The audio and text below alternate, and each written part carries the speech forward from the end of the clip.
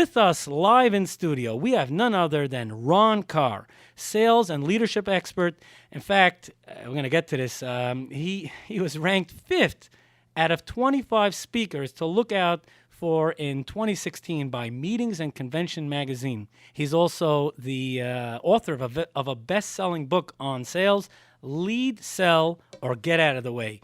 With that intro, we give a very warm welcome to Ron Karr. Thank you. It's such a pleasure to be here, and I couldn't wait to be here after I met you in San Francisco. That's very nice. And again, that was at C-Suite. Well, Ron, we're jumping into this. We just couldn't wait to have you. So now, could we do that skit? Absolutely. Okay. So we have Pesach, and we have Pesach you. Troppers, Pesach all right. is going to be our Should I be salesperson. scared?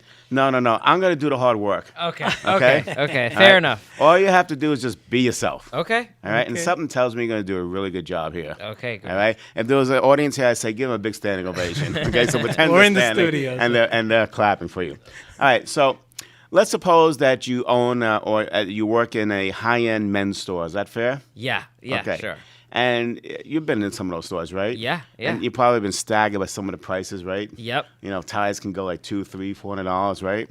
Let's suppose that Yitzchok is coming in and, he's just walking around and you want to make him a sale because you get some commission on it. You know, you need to pay your dinner that night. Okay. So let's just see what happens. So I'm the sales guy. Yeah. Okay. So let's just see how you approach him and what happens. And forget what I just said a minute ago. You know, let's just see how you normally would do it. Okay. Hi. Can I help you with something? Yeah, I'm looking for a nice tie. Okay, so let me show you what we have. This, really new stuff that came in this past week. Really exciting, fresh, new looks that could, really, make, a great first impression. Okay. Okay, we're going to stop. Oh, okay. All right, now I can see body language, okay? He's a nice guy, Yeah. right? Very nice. And you're listening to him, right? Yeah. Is your cortisol up? Yeah. Why? I don't know. I don't know what the prices is yet. Okay. And I don't know if I'm going to like what he's showing me. Okay. And he's selling to me. Okay. Was it about him or about you? His conversation with you. He's looking to make a sale. Right. And so on a it's scale him, of 0 yeah. to 10, 10 meaning you're so engaged with him and you can't wait to do something, with 0 is you just want to get out of the store. Where are you? 2, 3. 2, 3? Okay. Yeah. Good. So now we're going to ratchet it up, all right? So I Right. just need to take our headphones off real quickly and whisper Okay. something Okay. to Pesach. All right, so Okay. we're going to do the same scenario, Okay. starting from scratch. Okay, ready. Here we go. Hi, how can I help you? I'm here browsing for a tie. Okay, would you be able to share with me the 3 things you're looking to make on a first impression? Yeah, I want the tie to be sharp. Looking, medium price. Not looking to spend more than 50 to 75 on the tie. But it should be sharp and it should go well with my suit. All right, stop. You weren't looking at him, but I was. The entire answer, his eyes, and the audience can't see it, so I'll describe it. Okay. The entire answer was his eyes were looking upwards. Wow. Okay?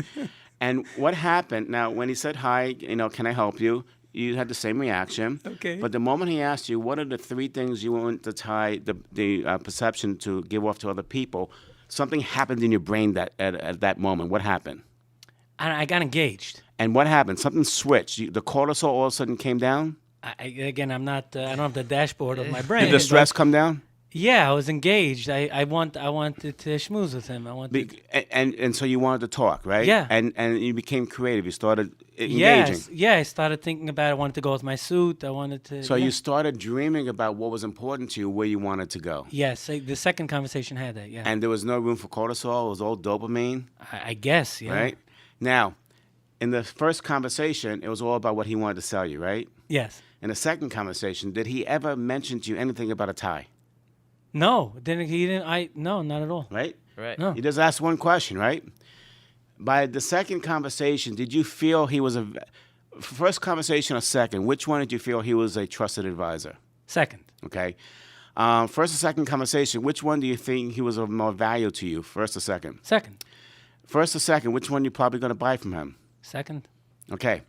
And notice in the same amount of time how much more significant information he got out of you. in just the first 15 seconds, right? Right. So now, scale 0 to 10, where are you? I mean, I don't know the pricing yet, but I'm Right. certainly by an 8. Well, 8, pricing 8, is 9. always last anyway, right? That's true. And if it was even higher price, but he's talking about where you want to go, and he's going to make you look like $1 million. Yeah, I would spend You'd more. find a way to buy the Yes, tie. yes. See, most people lead with the price. That's the biggest problem.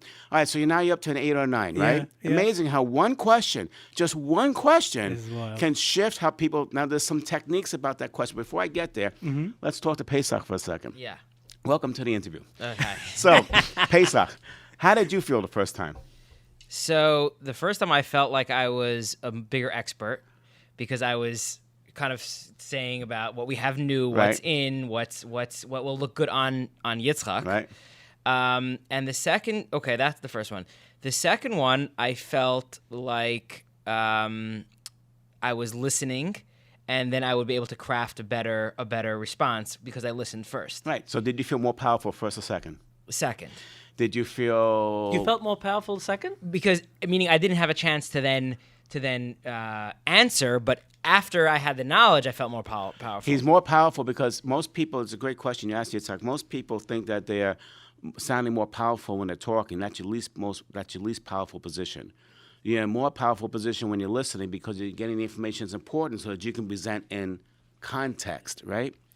So, stressed, higher or lower, first or second? Stress was high Stress was high in the first or second? Which was higher? stress. I don't know. Could that also depend on the person? Well, yeah, most of the time people say the first time because they're trying to hopefully say something that gets their Right. attention. That's what I was thinking. Yeah. That's kind of the way I felt a little bit. Okay, last one. Oh, two more. More in control, first or second? Second. More confident, first or second? Well, I started more confident in the first, but then had I known the second, I would feel more confident responding after the second. So which one made you more comfortable? Ultimately the second. The second, yeah. So it increases our confidence too because people, how can you guess? Like playing at a genie, on a Ouija board, how do you guess what you're going to say? And many times when people start, I call it puke. People who utter knowledge about everything. It's disgusting, okay? So they start telling you all the things about why you should buy something. And I'll never forget, I do some coaching too. And many, many years ago, this woman who creates designs for fashion on 7th Avenue came to my office in New Jersey. And she bought this big portfolio. And she said, I need to help you increase my sales. I said, well, show me how you do it. And she puts this portfolio on the floor and she starts going through it. Design number 1 does this, number 2, number 3. By the time she got to the 8th design, I yelled, stop! And all of a sudden she looked at me horrified. She goes, what's wrong? And I said, well, let me ask you a question. If the first 7 designs didn't speak to me, do you have my attention in the 8th? She goes, no. I said, why don't you ask me where I'm going as a manufacturer? And when you have that information, then go to the 1, 2, or 3 designs that speak to that, and you'll have a much better conversation. You see, in the sales process, we need 2 things. We need time, and we need attention. Now, if I'm meeting with you, I have your time, but I don't have your attention. I got to engage your mind away from what you're thinking and other things. I got to bring you into the conversation actively so you engage, and I have to have you think about what's important to you and the solutions you're trying to solve so that you'll be in a position to hear from me. I have to create the environment for you to want to play ball with me, and I have to make it safe for you. I have to lower your cortisol and increase your dopamine. That's what we just did here. Wow. You touched on voicemail before. Yes. How can a salesperson leave a good quality voicemail message that will get a call Okay, back? could we do another role play here? Okay. I'm always Okay, we're in. I we're think in. it's interactive. People get out of it, okay? Okay. So let's pretend you're trying to get a hold of Yitzchok and Okay. and you get his voicemail. What kind of voicemail would you meet, okay? Any particular what What are you Make it up. selling? You're selling I'm the selling tie. something? Yeah, let's say you're a car dealer and you want to get wanna him on get- the phone. Hi Yitzchok, we're here at ABC car dealership. ABC Car Dealership. We're offering a special fall promotion. It's going on now. Please call me back at your earliest convenience. I think we really have some exciting. Great. Scale. Are you listening at this point? No. Did you hang up on him? Because Because most people may hang up because we get 10 calls and we don't have time to listen to it. Yeah. This All right. So the first, you pronounce your name, right? Pesach. Yeah, that was what you said, right? Yeah. Was that self-focus or customer focus? Self-focus, Okay. probably. Then you said who you worked for, right? Right. Self-focus or customer focus? self-focused. Then he's talking to talk about some deals you had, right? Okay. Self-focused or customer focused? At that point, customer focused. No, it was still about your deals. Oh, my deals. But okay. Right. And probably towards the last thing. What was the last thing you said when I cut? With special, I don't remember, cars, you really love or whatever, deals going, or something like that. All self-focused, right? All right. So, what do you pride yourself in as a dealer? Make it up. Finding really good deals on expensive cars. All right. And a car is a driving experience, right? Yeah. So maybe we can sit there. What if you just said, hey, Yitzchok, this is Ron Karr. I just want to talk to you about some innovative ways that we can get you into your next driving experience. Can you give me a call? If I'm in the market for a car, I'm certainly calling you. Right. I mean, and you got to qualify them Right, too. got to qualify. Okay. Right. So let me share with you how we did this with a big company. I was hired by a big medical company, medical imaging company, and they're going from film to filmless. All right. Big, expensive transformation of 'cause hospitals. Okay. equipment is- And a lot of money they spent on me, and we succeeded with them. And one of the regional managers was she had a return call rate on her voicemail messages, and this is a good rep, of maybe 10%. Now, if you look at all the stakeholders who have to be involved in the decisions, the admins, it's the docs, but it's also the radiologists.